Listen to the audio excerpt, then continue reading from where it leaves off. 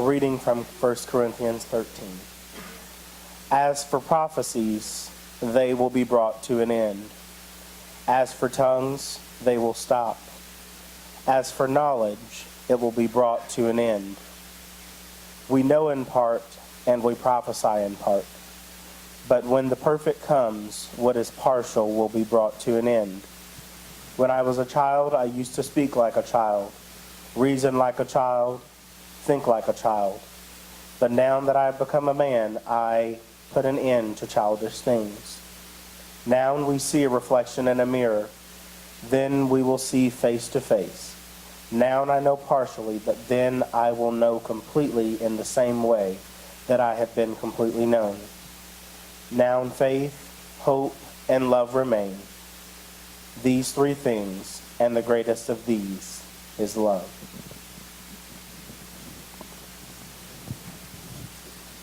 We woke up this morning with lots of new opportunities. We woke up this morning with the opportunity to change or to make change. That's part of what New Year's does to us. Sometimes it's peer pressure, sometimes it's just self-motivation. But we often wake up on the first day of the year thinking, I'm going to do things different this year. I'm going to make change. Sometimes it works and sometimes it don't. As a matter of fact, I've heard from several folks, I follow several inspirational writers online, and I've noticed that several of them have been saying all week long, and maybe they're just going ahead and setting things up, but several of them have said all week long, no resolutions this year. It's not that things are perfect in my life, it's just that I never live up to them. I never hang on to them. They're never a part of my life very long. Change is going to happen. Whether we try to drive it, whether we anticipate it, it's going to happen. I was thinking as Anna Gail was doing the children's moment, the children's message this morning, that Anna Gail, there's been a lot of change in the way cartoons are these days. You woke up on Saturday morning, and I did too, and there were cartoons. Now, cartoons are 24/7. And what used to be fun little Bugs Bunny cartoons now are pretty adult. A lot of change has taken place. A lot of change has happened over the course of our lifetime. It's inevitable. It's going to happen. We're going to deal with it. One way or the other, we're going to deal with the change in our world.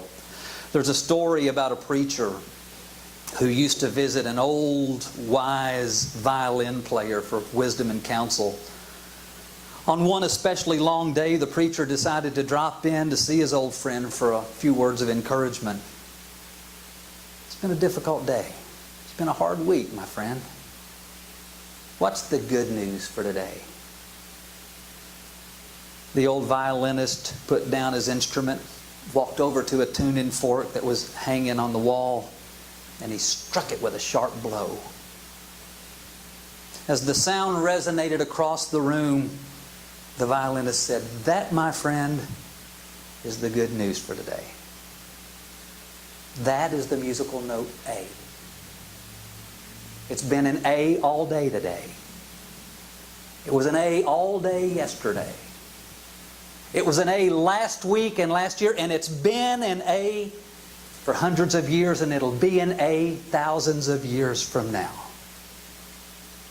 There are some things that never change. In a world of continuous change, it's really encouraging for you and me to be able to find something like an A that's permanent in our world. A lot changed last year. A year ago, when 2016 was brand new, a blank canvas, we had visions of prosperity and success and hopes for more love in our world. And for some, last year was pretty close to that dream. But for others, it was anything but. Dave Barry, who I love to read for clarity, in his annual year in review column just this week described 2016 like this: "Yes, we've seen some weird years, but we've never seen one as weird as 2016. This was the Al Yankovic of years." If years were movies, 2016 would be Plan 9 from outer space. If years were relatives, 2016 would be the uncle who shows up at the Thanksgiving dinner wearing his underpants on the outside. 2016 was a pretty remarkable year. And looking back, Dave's assessment makes a lot of sense. Last year, we heard of unspeakable pain and suffering overseas and right here in our own country. And as he mentions in his article, the election last year wasn't just bad. And we're not even talking about the results, we're talking about the process.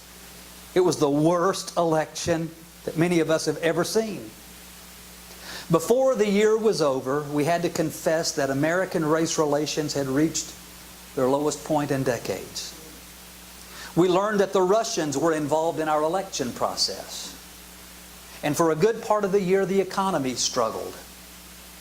We lost way too many of our artists and entertainers, the people who provided the soundtracks for our lives and made us laugh and provided introspection.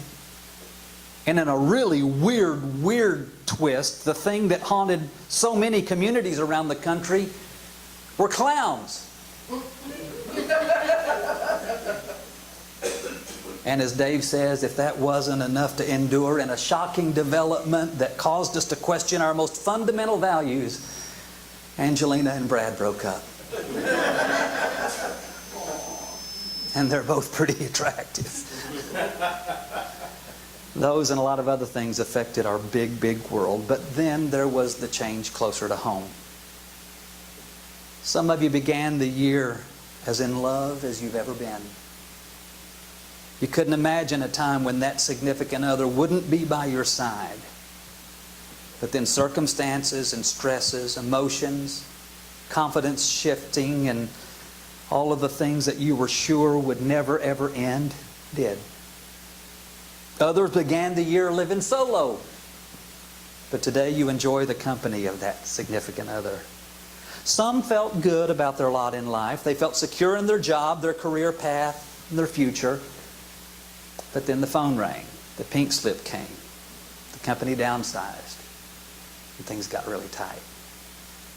Then there were those who received the grim diagnosis. A decision had to be made. You had to decide whether or not you were going to fight or go in peace. Some we know of continue their struggle, while others have made their way to the other side. Here in our own church family, we came together to circle several of those who found themselves in the struggle to pay their bills, the struggle to keep their homes, the struggle to make it day in and day out and simply survive. A lot of change happened around the world and in our nation last year. A lot happened here in our state, in our city, in our neighborhoods, in our homes, and here in our church. But not all of it was bad. Our congregation has grown in large and beautiful ways these last 12 months. These days it takes a lot more time for us to hug and kiss and shake a hand at the beginning of the service than it used to. I think it's beautiful. We're feeding more school children now, and we're reaching farther beyond these walls than we ever have. Remember last week, Marcia told us about a church in another country that's tuning in to see what we're doing in our little part of the world. And they're finding inspiration and encouragement to duplicate it, or at least emulate it, to accomplish good and godly things where they are. Sitting right here, right now, just by being here, and by living the love that Jesus taught us, we are fueling the work of God many miles away. That's beautiful change. When last year started, I was 49 years old. And then somewhere along in the middle of all of those months, I turned 50. Some of you know that milestone moments like that give you a good occasion to look back and reflect and remember the people who've come into and gone out of our lives. But some of you also know that you don't have to be very old at all to be able to look back and find once meaningful relationships which are now broken and gone. There are those people who once touched our lives with wisdom and presence and grace who are no longer with us. Only a few weeks ago, we would never have imagined that we would say goodbye to last year and hello to this one without a smile or a word of wisdom or a hug from our own Miss Hattie. Changing times mean changing seasons, and sometimes that means changing relationships. Sometimes it's not passing from this life that forces us to let go, but sometimes it's simply passing from our lives that causes it. People come into our lives, they influence us, they affect us, they make an impression on us, and we cannot imagine their not being there. But today we wonder where they are, how they are, what they are. As a wise preacher I know once said, we know from experience that many of the people who grace our lives today will not be there tomorrow or next year or perhaps ever again. They'll go away, or we'll go away, or life will change in such ways as to make it impossible for that relationship to remain permanent. We all know friends from the past who've been lost to all sorts of distance. We remember some who just kind of drifted away and disappeared slowly, and we don't even know why. There's much about life that forces us to come to terms with temporariness. But deep in our souls, we long for something permanent. We long for an A note.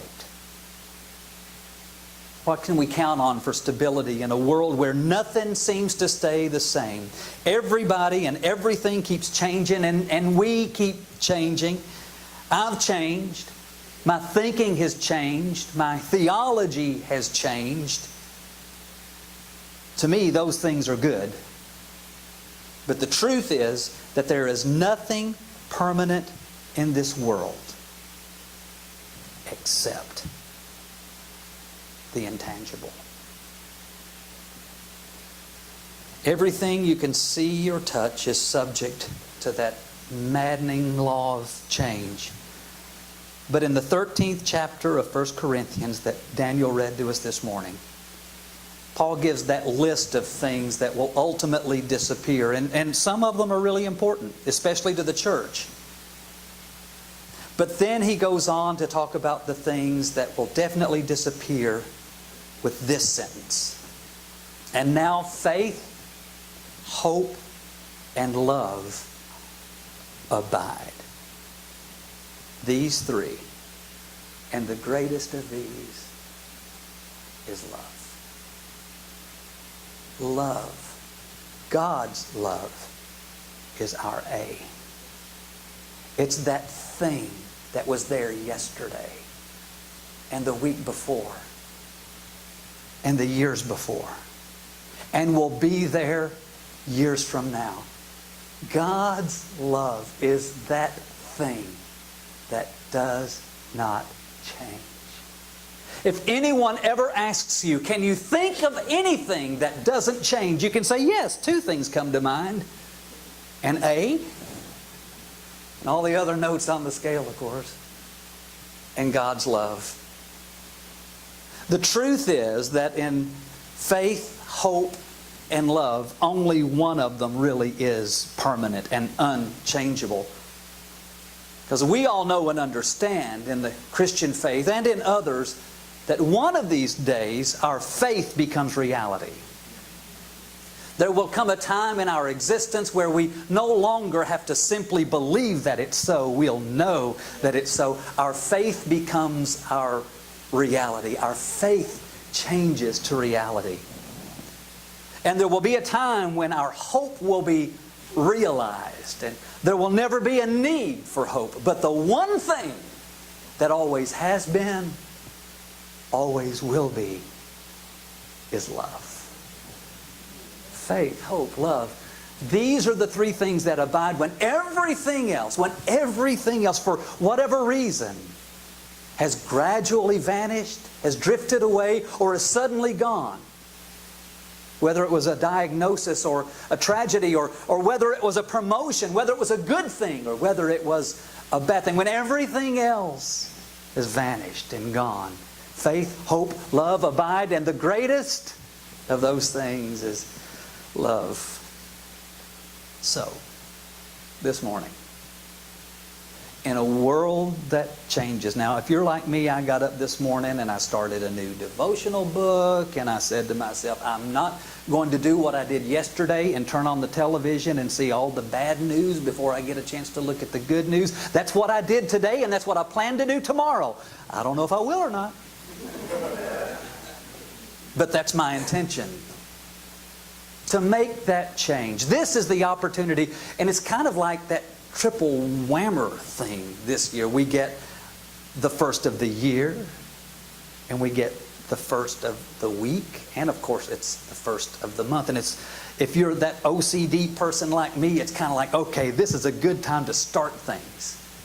That this is the middle of the week, or this is the middle of the month, or this is the middle of the year excuse has shut me down on a lot of good things. I'd go to the gym and start my new routine today, but well, it's the middle of the month. I'll wait till the first of next month. You've done it. You've done it. I'm going to eat better tomorrow. Who wants to eat better in the middle of the day? I'll start with a new day. Sometimes we try to make change for better. Sometimes it works. Sometimes it doesn't. But there is one thing that's constant. The A note. God's love. So if you're in need of something constant and permanent, that A note. When the things in this world change, and they will. When the things or people you were certain would be there a year ago are now gone and in your past.